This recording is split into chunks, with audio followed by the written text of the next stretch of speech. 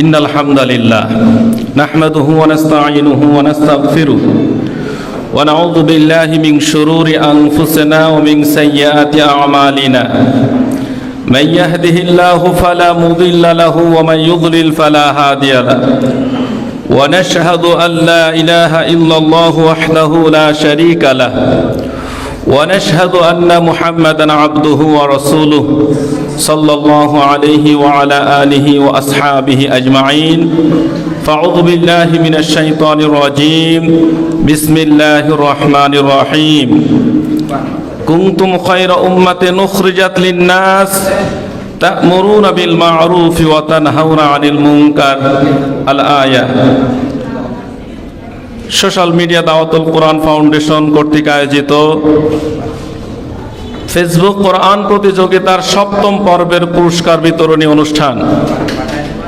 এই অনুষ্ঠানে আমাদের মাঝে উপস্থিত হয়েছেন আমাদের সম্মানিত অতিরিক্ত জেলা প্রশাসক, আমাদের প্রিয় দায়িত্বশীল, আমাদের রাষ্ট্রের পক্ষ থেকে আমাদের প্রিয় দায়িত্বশীল মোহাম্মদ আতিকুল ইসলাম স্যার। উপস্থিত হয়েছেন ফেসবুক কোরআন প্রতিযোগিতা শুরু থেকে এই পর্যন্ত যিনি সব সময় আমাদের ছায়ার মতো পাশে ছিলেন। যখনই ডেকেছি, কোনো কাজে গেছি, যখন কোনো পরামর্শ চেয়েছি, আমি তিনার কাছে কখনো না শব্দ শুনিনি। আলহামদুলিল্লাহ, আমি কখনোই তিনার কাছে না শব্দ শুনিনি। সেরকম একজন ব্যক্তি আমাদের প্রিয় দায়িত্বশীল, আমাদের খুলনা আইনজীবী সমিতির সম্মানিত সভাপতি, আমাদের প্রিয় দায়িত্বশীল অ্যাডভোকেট সাইফুল ইসলাম ভাই। উপস্থিত আছেন আমাদের সম্মানিত অভিভাবক, খুলনার দায়িত্বশীল মানুষ, বিশিষ্ট ব্যবসায়িক, রিহাব খুলনা সম্মানিত সভাপতি, আমাদের প্রিয় মানুষ শেখ আবেদ আলী সাহেব। উপস্থিত আছেন আজকের এই অনুষ্ঠানে আমার সম্মানিত উস্তাদ সমতুল্য, আমার প্রিয় দায়িত্বশীল প্রিয় উস্তাদ, হাজারো আলেমদের উস্তাদ, খুলনা আলিয়া কামিল মাদ্রাসার সম্মানিত হেড মুহাদ্দিস, সৌদি মুবাল্লিগ হযরত মাওলানা মুনার হোসেন আল মাদানী সাহেব। উপস্থিত আছেন আমার সরাসরি উস্তাদ, আমার শিক্ষক।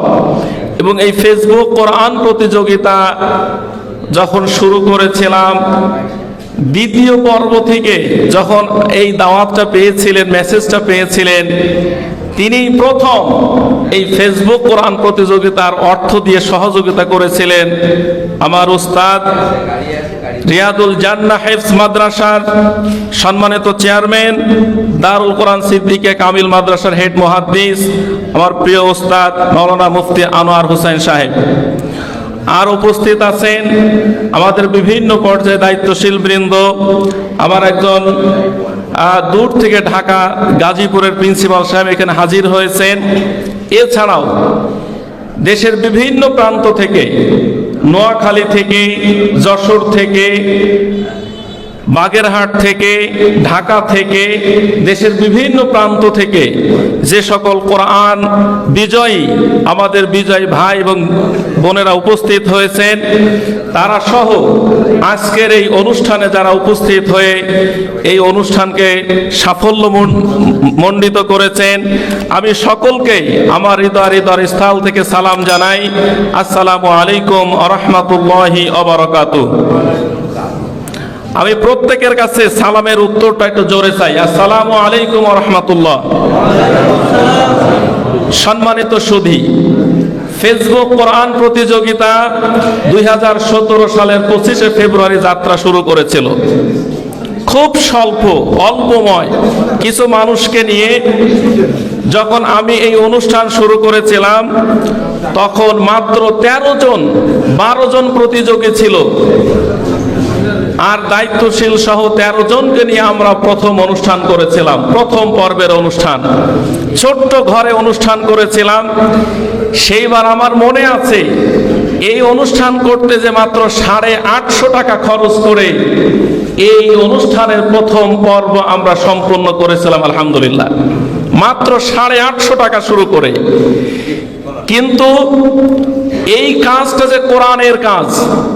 আল্লাহ বলেছেন ওমান আহসানু কাওলাম মিম্মান দাআ ইলাল্লাহ, তার কথার চার কার কথা উত্তম হতে পারে যেই ব্যক্তি মানুষকে আল্লাহর পথে ডাকে। অর্থাৎ পৃথিবীর মধ্যে যত কথা আছে, যত গল্প আছে, যত কবিতা আছে, সমস্ত কবিতার চেয়ে উত্তম হলো কোরআনের কথা। ঠিক কিনা বলেন?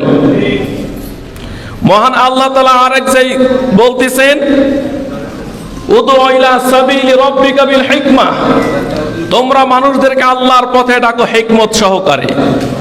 এই হিকমতটা অবলম্বন করতে যেই আমরা ফেসবুক এবং সোশ্যাল মিডিয়াকে গ্রহণ করেছিলাম। কারণ মাদ্রাসা, মসজিদ, স্কুল সব জায়গায় মাদ্রাসায় যে যায় পড়তে, একজন ধর্মভীরু মানুষরা মাদ্রাসায় পড়তে যায়। মসজিদের ইমাম সাহেব যখন খুতবা দেয়, মসজিদে নামাজ পড়তে যায় যারা ধর্মভীরু তারা মসজিদে নামাজ পড়তে যায়। কিন্তু এমন একটা প্ল্যাটফর্ম সোশ্যাল মিডিয়া যেখানে সব শ্রেণীর মানুষ, সেখানে আস্তিক, সেখানে নাস্তিক, সেখানে মুমিন, সেখানে নারী পুরুষ সকল শ্রেণীর মানুষ যেখানে অবস্থান করে, সেটা হলো সোশ্যাল মিডিয়া কিংবা ফেসবুক। বাংলাদেশের প্রায় 6 কোটি মানুষ এখন ফেসবুকের সাথে সম্পৃক্ত। এই বিশাল প্ল্যাটফর্মটাকে কাজে লাগিয়ে আমরা চেয়েছি এখানে সবার মাঝে সকল শ্রেণীর মানুষের কাছে আমরা কোরআনের মেসেজটা পৌঁছে দিতে চাই। সেই টার্গেট নিয়ে 2017 সালে আমরা যাত্রা শুরু করেছিলাম। আলহামদুলিল্লাহ আজকে হাঁটি হাঁটি পা পা করে আমরা 6 বছর শেষ করে আমরা এখন 7ম বর্ষে পদার্পণ করেছি। এর মধ্যে আমরা 7টা পর্ব সম্পন্ন করেছি। আমরা টার্গেট নিয়েছি, আল্লাহ যেহেতু কোরআন প্রচারের করার কথা বলেছে, শুধুমাত্র কোরআনের আয়াত করে শেষ করা না, আমরা টোটাল 4টা ইভেন্টে এই কোরআনের প্রতিযোগিতার আয়োজন সম্পন্ন করে থাকি। এর মধ্যে 25টা থাকে তাফসীর, 25টা থাকে প্রশ্ন, অডিও কোরআন তেলাওয়াত থাকে, আর্টিকেল থাকে। অর্থাৎ এই ফেসবুক কোরআন প্রতিযোগিতার মাধ্যমে একটা ছেলে কিংবা একটা মেয়ে যদি একটা পর্ব শেষ করে, সে অল ইন অল স্কোয়ার তৈরি হয়। অর্থাৎ কোরআন সম্পর্কে তার জানার যেমন সক্ষমতা তৈরি হয়, কোরআন সম্পর্কে লেখার সক্ষমতা তৈরি হয়, কোরআন সম্পর্কে বলার সক্ষমতা তৈরি হয়। এই 4টা সাইড যে সফল হয়, তিনি ফেসবুক কোরআন প্রতিযোগিতা একজন বিজয়ী হয়। বিশ্বে যদি হাফেজে কোরআনদের যে প্রতিযোগিতাগুলো হয়, সেখানে একজন হাফেজে কোরআন শুধু পড়তে পারে, বাট তার মধ্যে কি আছে সেটা সে কিছুই জানতে পারে না। কিন্তু এই ফেসবুক কোরআন প্রতিযোগিতা যিনি বিজয়ী হয়, তিনি কোরআন যেমন পড়তে পারে সুন্দরভাবে, কোরআনকে জানতে পারে সুন্দরভাবে, আবার কোরআন সম্পর্কে লিখতে পারে। বলেন মাশাআল্লাহ। অল সাইড যিনি দক্ষতা অর্জন করে, তিনি ফেসবুক কোরআন প্রতিযোগিতা একজন বিজয়ী হতে পারে। প্রিয় ভাইরা আমার, এই কাজ করতে যে আমাদের অনেক চড়াই উতরাই পার করতে হয়েছে। 4টা পর্ব, 7টা পর্ব আলহামদুলিল্লাহ আমরা শেষ করেছি। সূরা ফাতিহা থেকে শুরু করেছিলাম আমরা ধারাবাহিকভাবে, এইভাবে সূরা বাকারা শেষ হয়েছে, সূরা আল ইমরান আমাদের এখন 8ম পর্ব চলছে। 8ম পর্বে সূরা আল ইমরানের আমাদের 90 নম্বর আয়াত পর্যন্ত আমাদের হয়ে গেছে আলহামদুলিল্লাহ। আমাদের স্বপ্ন এইভাবে ফেসবুক কোরআন প্রতিযোগিতার মাধ্যমে সম্পূর্ণ কোরআনটাকে আমরা এইভাবে প্রতিযোগিতার মাধ্যমে মানুষের কাছে আমরা ছড়িয়ে দিতে চাই ইনশাআল্লাহ। এই কাজ করতে যে আমি খুব দুঃখ পাই। আমি তো মনে করি খুলনার গর্ব ফেসবুক কোরআন প্রতিযোগিতা। খুলনার এমন কোন অনুষ্ঠান, কয়টা অনুষ্ঠান হয় যে অনুষ্ঠানে খুলনার বুকে নারায়ণগঞ্জ থেকে, সিলেট থেকে, নোয়াখালী থেকে মানুষ খুলনায় আসছে? আমি তো মনে করি ফেসবুক কোরআন প্রতিযোগিতা এমন একটা প্ল্যাটফর্ম, যেই প্ল্যাটফর্ম সারা বাংলাদেশ থেকে মানুষকে খুলনা এনে হাজির করেছে আলহামদুলিল্লাহ। এটা আমি মনে করি খুলনার গর্ব। এটা খুলনা যারা দায়িত্বশীল তারা যদি এইটাকে বুঝতে পারে, আমার বিশ্বাস এই ফেসবুক কোরআন প্রতিযোগিতা প্রতিযোগিতা দিয়ে একদিন সারা বাংলাদেশের মধ্যে খুলনা একটা ব্যতিক্রমী এবং একটা আলোচিত জেলা হবে ইনশাআল্লাহ। শুধু তাই নাই, এই ফেসবুক কোরআন প্রতিযোগিতা শুধু বাংলাদেশ নয়, আমাদের ভারতের নাগরিক, তারা ভারতে জন্মগ্রহণ করে, ভারতের নাগরিক, তারা আমাদের ফেসবুক কোরআন প্রতিযোগিতার বিজয়ী আছে, এখানে তারা অংশগ্রহণ করে। মালয়েশিয়ার নাগরিক আছে, সারা বাংলাদেশের বিভিন্ন জায়গার প্রতিযোগীরা আমাদের সাথে সম্পৃক্ত আছে। আমরা চেষ্টা করছি আগামী বছর থেকে এই ফেসবুক কোরআন প্রতিযোগিতা বাংলার পাশাপাশি ইংরেজিতেও এটা সম্প্রচার হবে ইনশাআল্লাহ, যাতে করে সারা বিশ্বের সকল জায়গার সকল শ্রেণীর মানুষেরা এর সাথে সম্পৃক্ত হতে পারে। আমরা সেই চেষ্টা করছি। প্রিয় ভাইরা, এই বিরাট কাজ আমাদের স্বপ্ন, আজকে আপনারা ক্যালেন্ডার পাবেন, আমরা বাইরেও দিয়ে দিয়েছি। আমাদের স্বপ্ন সোশ্যাল মিডিয়া দাওয়াতুল কোরআন ফাউন্ডেশন একটা বিল্ডিং এর মধ্যে একটা জায়গা অবস্থান করবে।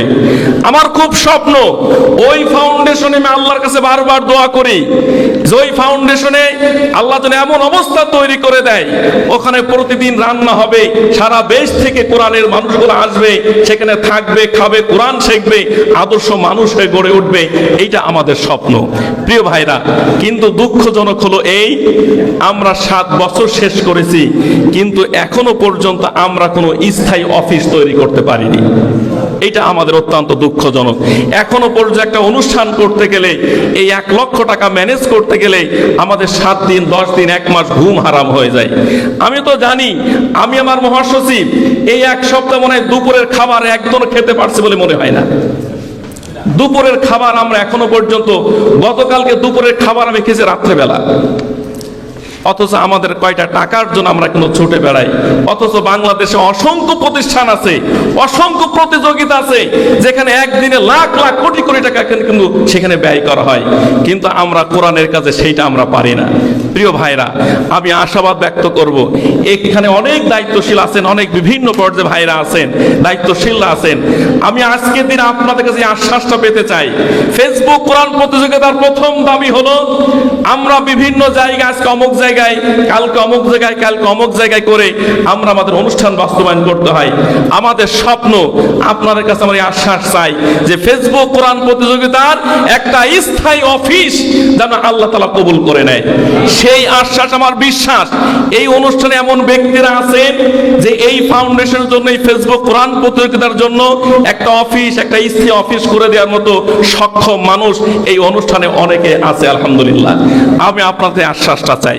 নাম্বার 2 হলো, আমাদের এই অনুষ্ঠান পরিচালনা করতে যে আমাদের 2 জন বিচারক সব সময় কাজ করে প্রত্যেক দিন, কারণ এখানে সব সময় বিজয়ীরা লেখে, ওদের তাফসিরগুলা দেখতে হয়, কমেন্টগুলা দেখতে হয়, সেই জন্য 2 জন বিচারকের জন্য আমাদের সব সময় ল্যাপটপের প্রয়োজন হয়।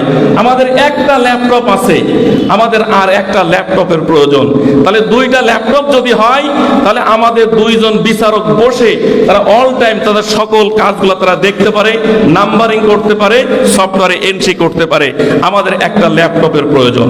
প্রিয় ভাইরা, এরপরে আমাদের সোশ্যাল মিডিয়া হওয়ার কারণে আমাদের একটা অত্যন্ত বেশি প্রয়োজন হলো যে আমাদের একটি প্রজেক্টর। যদি আমাদের নিজস্ব প্রজেক্টর থাকতো, তাহলে আজকে আমাদের এখানে লাইভ থেকে আমাদের যেই ভাইটা সৌদি আরবে আছে তার বক্তব্য আমরা কিন্তু প্রজেক্টরে দেখাতে পারতাম, কিন্তু আমাদের স্থায়ী কোনো প্রজেক্টর নেই। আমাদের একটা প্রজেক্টরের দরকার। আমাদের 3টা জিনিস দাবি আজকে আমি করছি। একটা হলো যে ফেসবুক কোরআন প্রতিযোগিতার একটা স্থায়ী অফিস, যেখানে আমাদের স্বপ্ন ওই একটা অফিসের মধ্যে আমাদের একটা মসজিদ থাকবে, জনকল্যাণমুখী মসজিদ। তার মধ্যে আমাদের মাদ্রাসা থাকবে, যেখানে হাজারো ছাত্র সেখানে পড়াশোনা করবে, দিন শিখবে, আল্লাহকে শিখবে, মানুষকে সেবা করার পথ তারা শিখতে পারবে। এরপরে সেই ফাউন্ডেশনের মধ্যে আমাদের সোশ্যাল মিডিয়া দাওয়াতুল কোরআন ফাউন্ডেশনের ওই অফিসের মধ্যে আমাদের ফেসবুক কোরআন প্রজেক্ট অফিস থাকবে। এরপর আমাদের নিজস্ব একটা অডিটোরিয়াম থাকবে, যেখানে আমাদের অনুষ্ঠানগুলা আমাদের সেখানেই হবে, আমাদের মেহমানরা সেখানে আসবে। এই স্বপ্নটাকে বাস্তবায়ন করার জন্য আমি সকলের সাহায্য, সকলের সহযোগিতা চাই। সর্বশেষ হলো এই, আজকে যারা এখানে উপস্থিত হয়েছেন, আমার সম্মানিত অতিথি সহ আমার বিভিন্ন পর্যায়ে দায়িত্বশীল ভাইরা, প্রতিযোগী ভাইরা, সকলকে এই ফাউন্ডেশনের পক্ষ থেকে ধন্যবাদ জানিয়ে সর্বশেষ হলো ক্ষমা চাই। হয়তো হয়তো যেইভাবে অনুষ্ঠান করার কথা ছিল আমরা সেইভাবে করতে পারিনি। আপনারা যারা দূর থেকে আসছে, আপনাদের যেইভাবে সম্মান দেওয়ার কথা ছিল সেইভাবে হয়তো আমরা পারবো না, কিন্তু আমাদের সাধ্যে আমরা কোনো কমতি করিনি। আমাদের স্বাদ আছে, হয়তো সাধ্যের কম আছে, যার কারণে আমরা পারছি না। সেই জন্য যেটা দিব আপনারা খুশি মনে গ্রহণ করে আমাদের ভুল ভ্রান্তিগুলো ক্ষমা সুন্দর দৃষ্টিতে দেখবেন। সকলকে ধন্যবাদ জানিয়ে